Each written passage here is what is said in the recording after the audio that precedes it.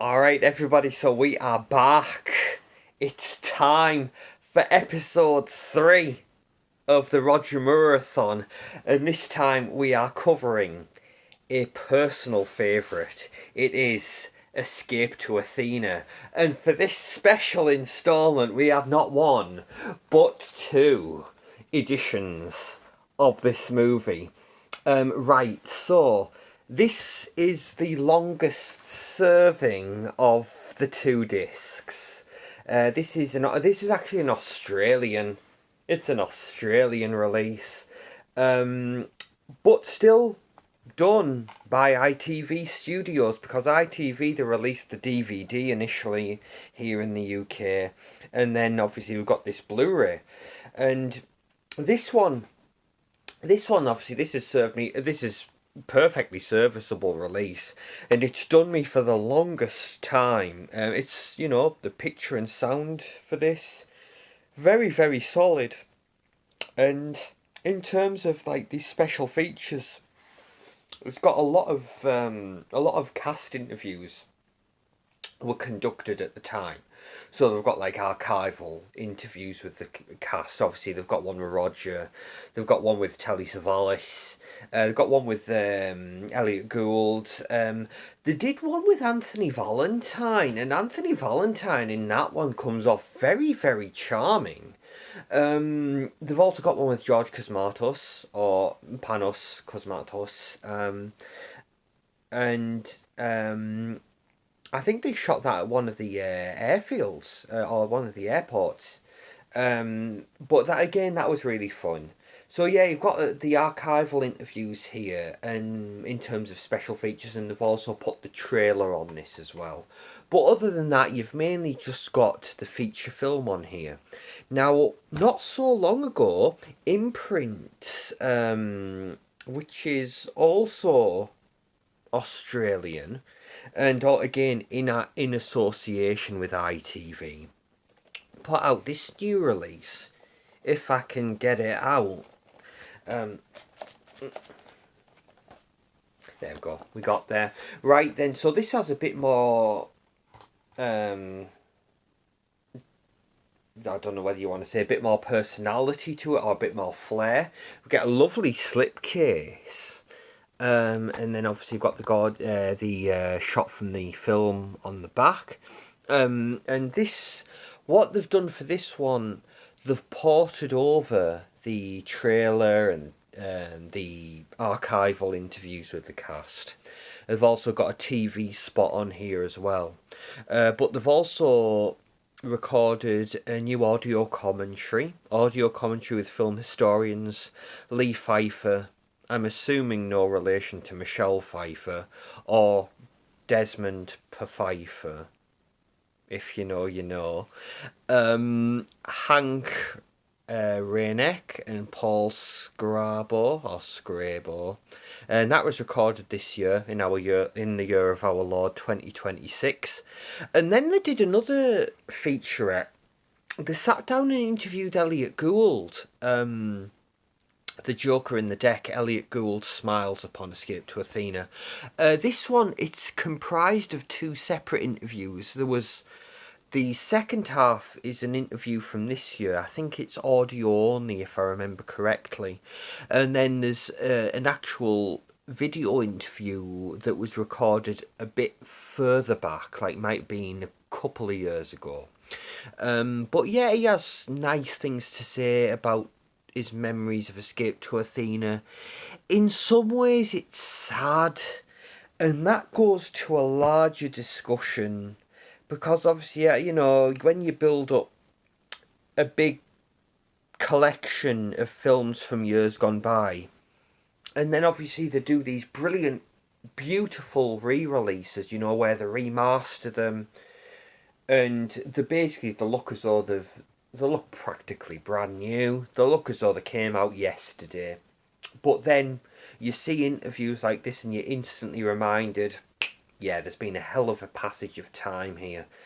So it's just sad to see Elliot Gould looking so old, and you get the impression that his mind isn't what it once was. It's sad, But again, Elliot Gould always great, and he's a barrel of laughs in this film. He's just always such a wild card of an actor. There was a film that Fred Williamson did. Is it Mean Johnny Barrows? And basically, it's set in New York, as you might expect, and Fred Williamson is the main guy, and his character's called Johnny Barrows. And from what I can remember, he was in the military, but he's screwed over by some racist, no goods, desperados. They have him kicked out of the military for basically standing up for himself. And then obviously he comes back home to New York and he's struggling to find work. And you never guess who he runs into. He runs into one of the most awesome guys from the 70s, Stuart Whitman. And Stuart Whitman tries to do right by him. He takes an instant liking to Fred Williamson. But then he's screwed over by a no-good double-crossing Roddy McDowall. And Roddy McDowall is doing his utmost to play straight. Because there's a hot blonde, as there so often is in these situations, although not in Christopher Nolan's Odyssey, would you believe? So anyway, this double-crossing hot blonde is just two-timing everyone. She's two-timing Stuart Whitman, she's two-timing Fred Williamson, and all the while she's really hooking up with Roddy McDowall, if you believe it. I understand if you don't. Anyway, Stuart Whitman gets whacked and Fred Williamson has to get revenge for him. Now, somewhere in this, Elliot, you're probably wondering, this isn't a review of Mean Johnny Barrows, but for some reason, Elliot Gould shows up in the film and he's in there for like 3.5 minutes. Apparently he had a free day, so he came on and did this little role as a favour. And he just literally, when Fred Williamson's wandering around New York hopelessly trying to find some kind of work, I think eventually he gets employed at this garage or work mechanic shop, and he's instantly gets screwed over by the guy working there. But while he's looking for work, Fred Williamson and Elliot Gould just happen to bump into each other, and Elliot Gould, like, he just basically comes in there, does his shtick, and then he's gone like he was never even there at all. It has no bearing on the overall plot. And then I always remember sitting down and watching American History X for the first time, and I just got struck by the total tonal whiplash of having Elliot Gould show up in a film like this. Yeah, and pleasantly surprised actually. Edward Norton's character in that, because everyone's all, you know, in the marketing we have him in his like neo-Nazi get up, and we all remember the curb stomp scene, but for most of the movie I was actually pleasantly surprised. Edward Norton's character is actually a really admirable character in the way that he recognises, you know, how he was totally down a dark path and his character's on some kind of path to redemption. It's honestly very, very great character work in that movie. But again, I was just spent the whole movie thinking, why is Elliot Gould here? But anyway, that gets us back to Escape to Athena, and honestly, it's one of those weird instances where when you look at the credits, because obviously this is the cast of this is the cast of riches. Obviously we've got Roger, we've got Telly Savalas, we've got David Niven, we've got Richard Roundtree, Claudia Cardinale, Sonny Bono, Stephanie Powers, and then Elliot Gould's tacked on there at the end as and Elliot Gould as Charlie, and then you get a real cool effect of them doing the signature for Charlie on the opening titles, which is a real nice touch. But don't be fooled.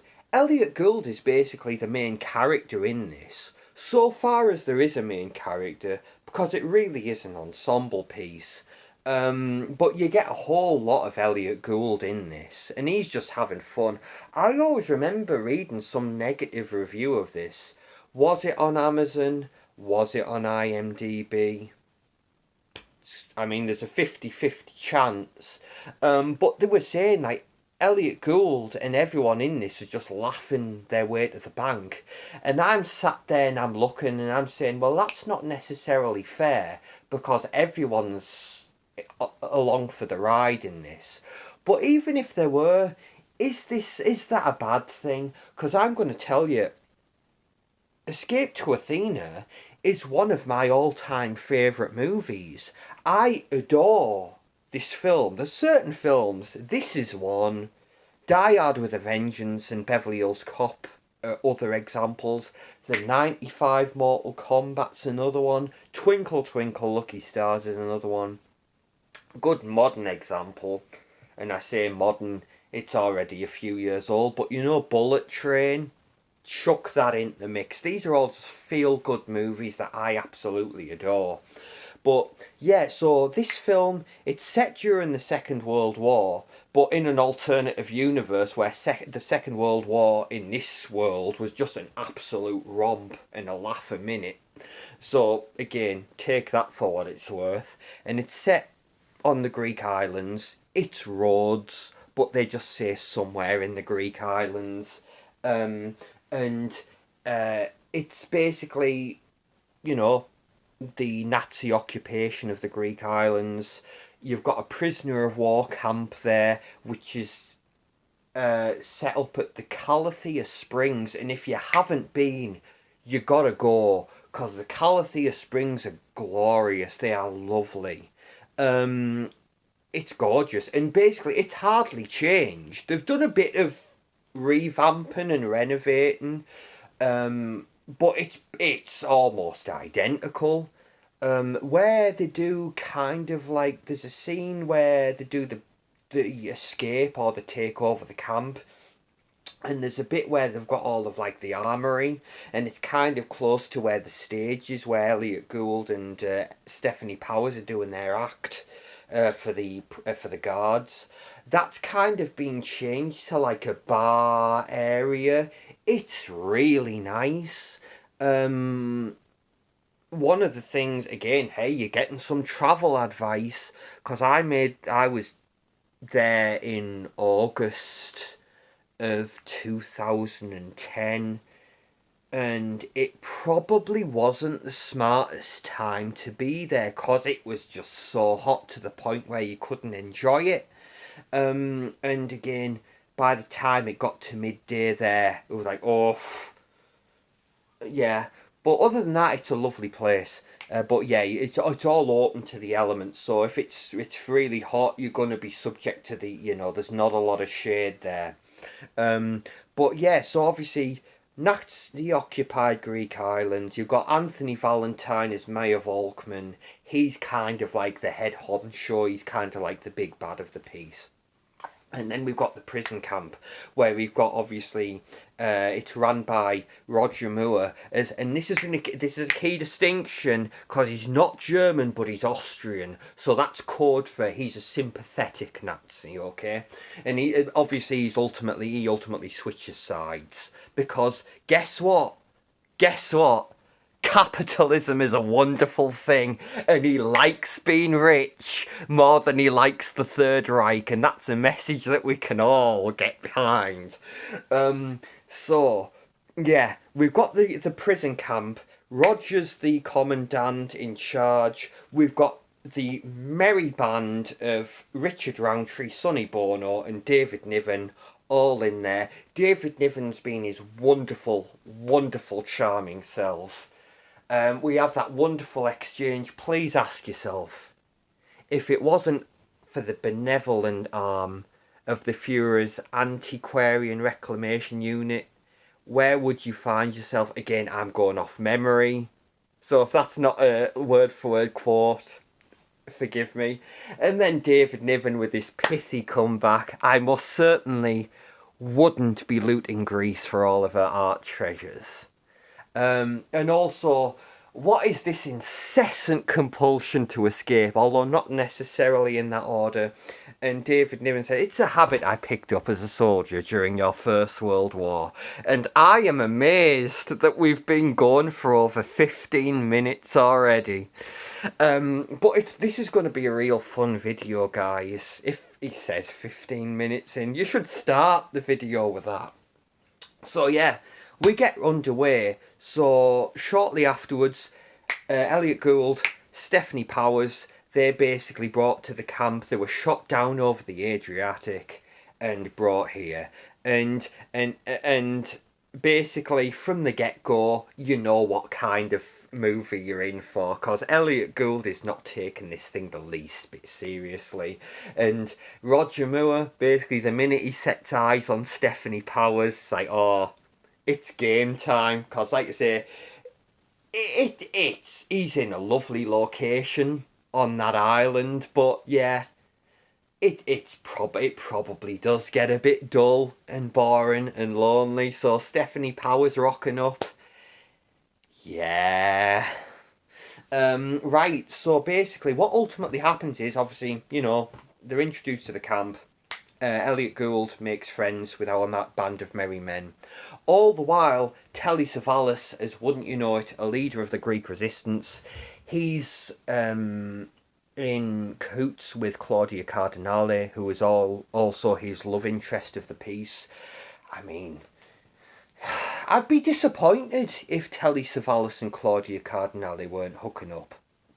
But yeah, they're lovers and they're members of the Greek resistance, and they're based in the local brothel, which is very smart, actually, because that's probably where you'd want to be if you want to keep track of the comings, literally, the comings and goings.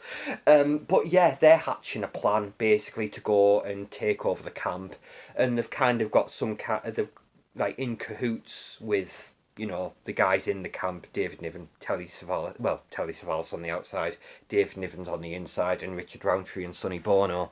So they're hatching a plan, and then the fateful day comes where you know, they're going to do the big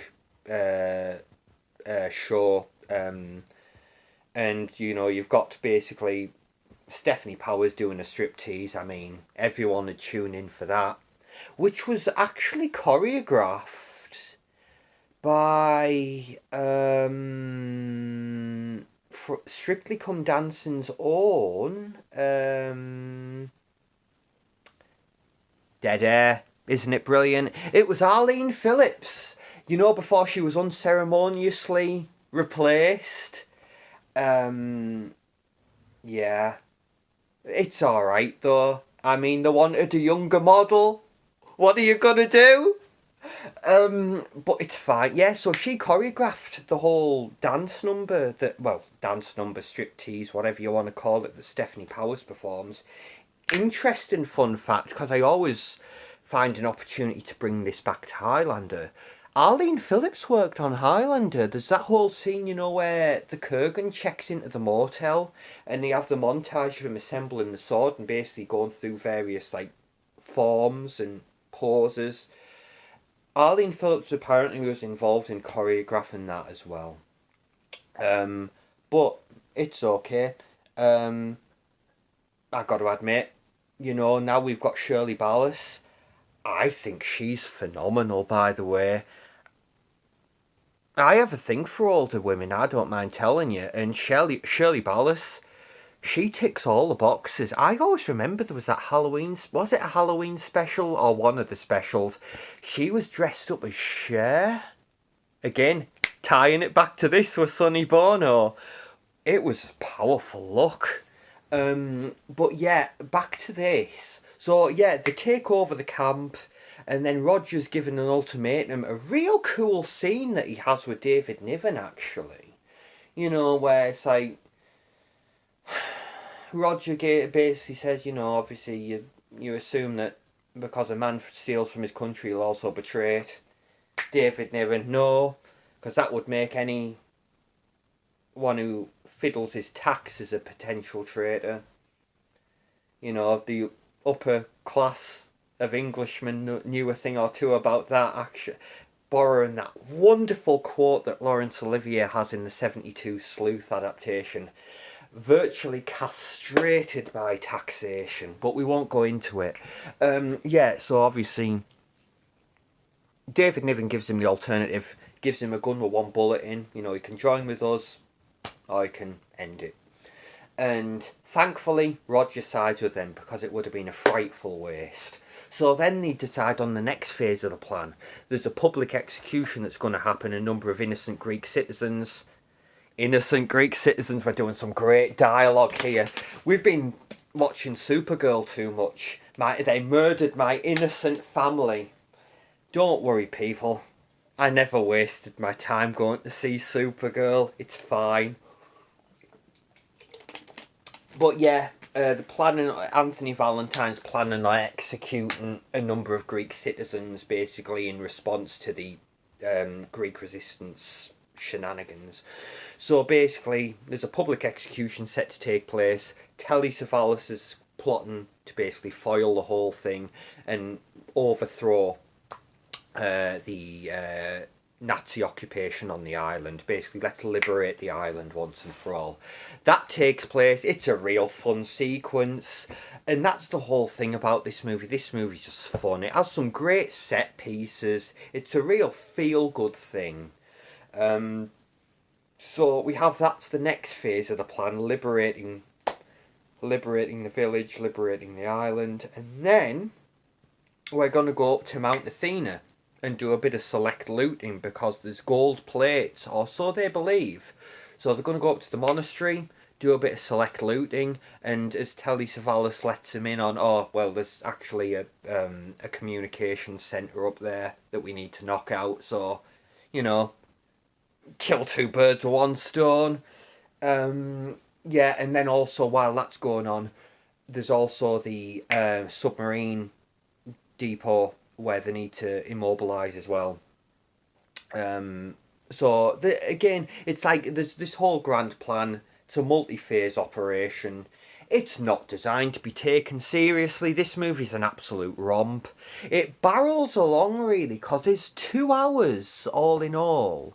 But it has a wonderful pace to it. Like that first hour, you know, you've got the initial setup and there's a lot of shenanigans. And then basically, is it about an hour 10, an hour 15 where they liberate the island and do away with Anthony Valentine, and then the rest of the movie is dedicated to them going up to Mount Athena. And then you have the wonderful wrap-up of all of this, where the gold was in the brothel the whole time. So, you know, it's fine. And they have this wonderful sequence where you get the bit at the end between Telly Savalas and Claudia Cardinale where they're doing the Greek dancing around the fountain. The fountain is still there in the old town with the seahorses. I've been. You should go too. It's great. It's still there. That fountain, it still looks exactly the same. And again, it's just a wonderful feel-good ending. Just everyone celebrating, dancing. Now, if you're a lover of the Greek islands, I've been going since, was it 2000 or was it 1999? We always go to Crete, but I've been to Rhodes a couple of times, been fortunate enough to go. I really want to go back. The last time I was there was 2011. But this kind of ticks all the boxes for me because I love the Greek islands and I love Roger Moore. And I've got Roger Moore in Greece. Kind of one of the reasons why For Eyes Only is such a special film for me as well. It's Roger Moore in Greece. It's everything you could possibly want. But this movie's a joy. It's an absolute joy. And I think there's something in this for everyone. Again, it's schlock. And again, it was basically, it came about, Roger Moore has told this story a number of times, because David Niven's son David Jr., is one of the producers on this. And apparently this project came about by Roger sidling up to David Jr. one day and said, you know what, in all your time as a producer, you haven't given me a job, or you haven't given your father a job. So basically they concocted this thing. And thank God they did, because it's glorious. And like you say, you get some... They really use the island of Rhodes. They really get, the full, benefit of the island, they maximise the utility, because they use so many different locations. They use a lot of the old town. They use, obviously, the Calathea Springs as the prison camp. And it's just so wonderful to see. And you get some lovely, lovely sweeping panoramic shots. You get the wonderful opening titles where, we're going across the ocean. And obviously we're panning around the island. Like we start at Lindos where they've got the Acropolis. And then we pan around. Brilliant. Beautiful, beautiful stuff. And then obviously at the end, we get the wonderful end title sequence. Where we jump to present day being 1979, where we see that the former brothel, the headquarters of the Greek resistance, is now being turned into a museum, and sure enough we got the gold plates in the window on display for all to see. And we get this awesome shot, awesome sequence of basically, again, panoramics, aerial shots of Mount Athos, again against the gorgeous sunset, and we get the great song by Heatwave, Keep Tomorrow For Me. Now there's a story here, because for a long time, trying to find this song, but wouldn't you know it, the Japanese are awesome. They've been awesome for a long time. Now, ironically, around the time of the World War II, when this film's set, they weren't doing a lot of awesome things. We'll admit to that. But, they've mended the ways. They've learned from it. They're doing better.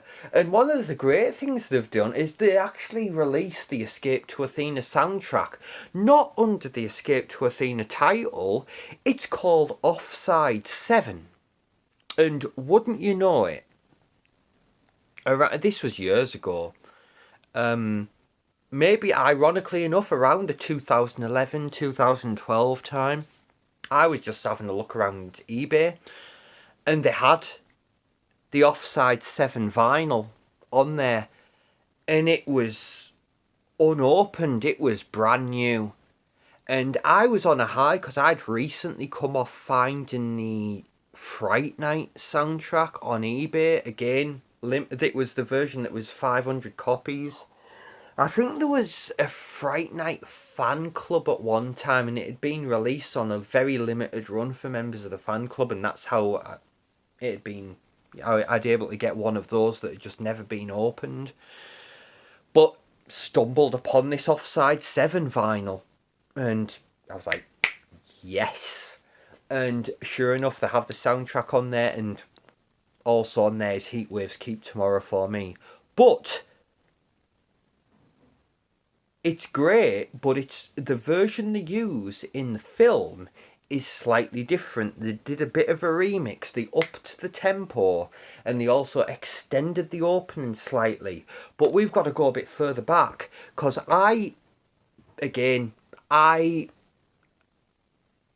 can we call this a humble brag?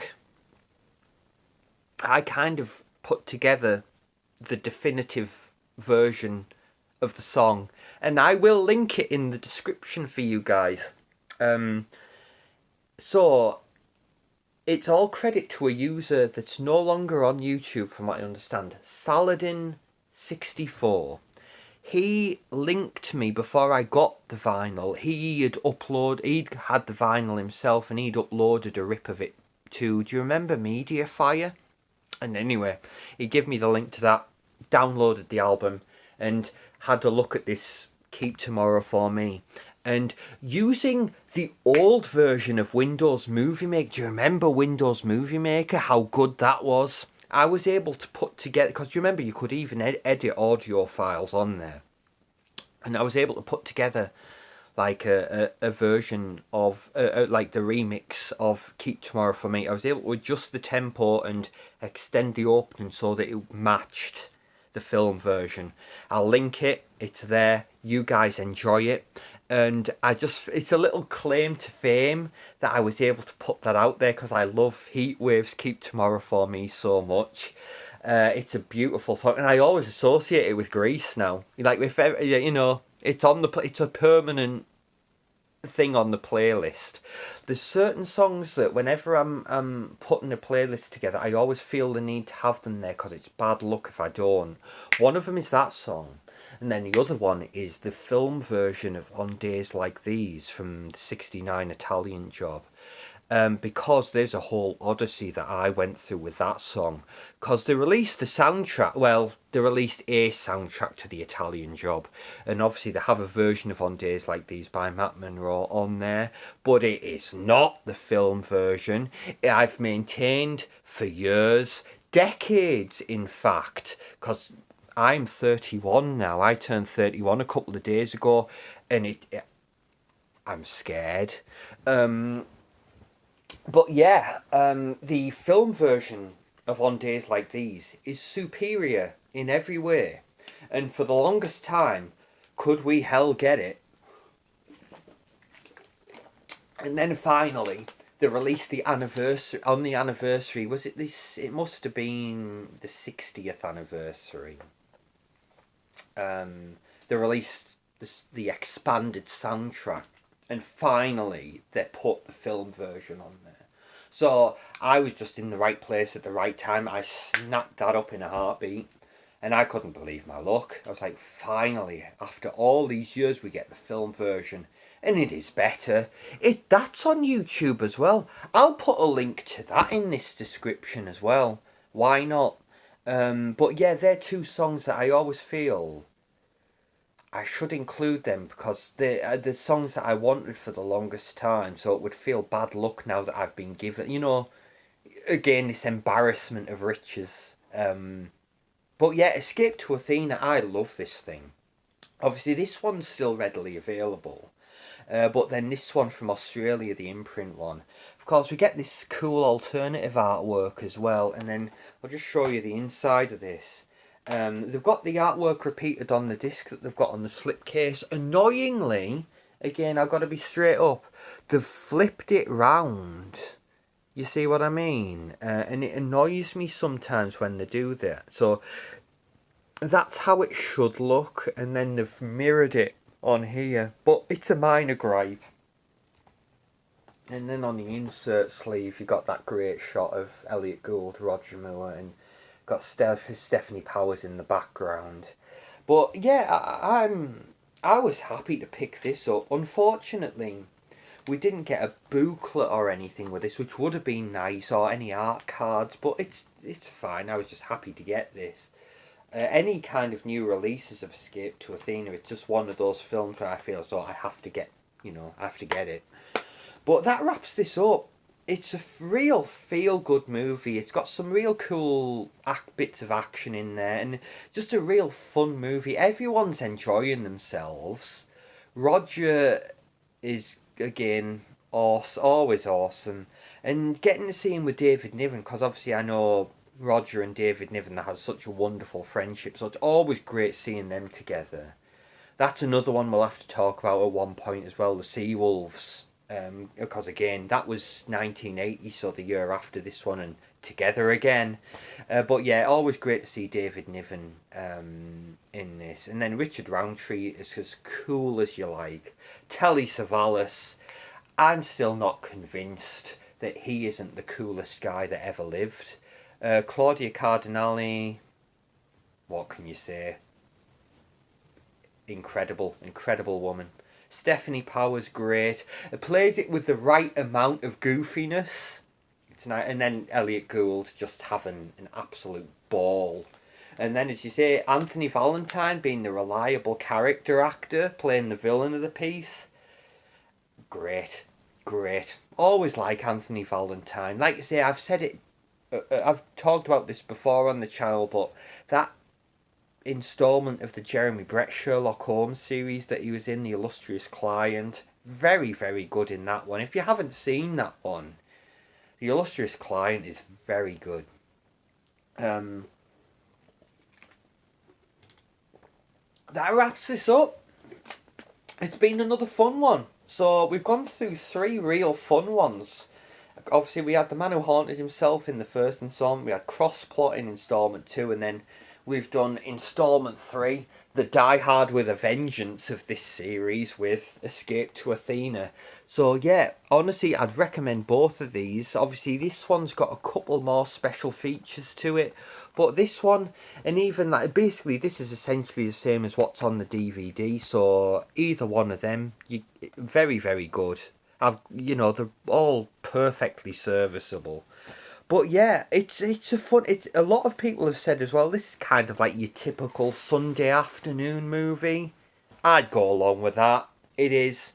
It's got a real great cast. It's fun story, fun plot. It barrels along, and everyone's just having a real good time.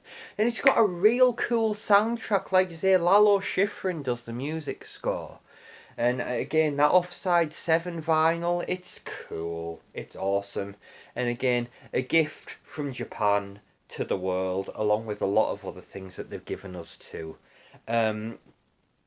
Examples may include Akina Nakamori and Momoko Kikuchi and the wonderful, wonderful Yukiko Okada, who obviously we didn't have for very long, passed away tragically at 18, but what she's given us to remember her by, wonderful stuff. But yeah, this has been a bit of all over the place. We've talked about a lot of different things, but this has been, just to remind you if you'd lost track, it's been the Roger Moore-a-thon Volume 3, talking about Escape to Athena. Again, this is probably my favourite thing that Roger Moore has ever done. It's a toss-up between this and The Persuaders. Either way, Lou Grade's involved. But, so thank you, Lou Grade. Thank you, Roger Moore. Thank you to the Island of Rhodes. And thank you to you guys for watching. And thank you for the wonderful thing that is whiskey mixed with ginger beer. And I will see you all in the next one whenever it happens to materialise. Enjoy, everybody. May it be well with you, and live long and prosper. See you in the next one. Bye-bye.